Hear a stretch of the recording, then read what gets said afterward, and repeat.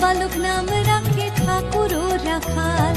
সুবল রাখিল নাম ঠাকুর কানাই, শ্রীদাম রাখিল নাম রাখাল রাজা ভাই,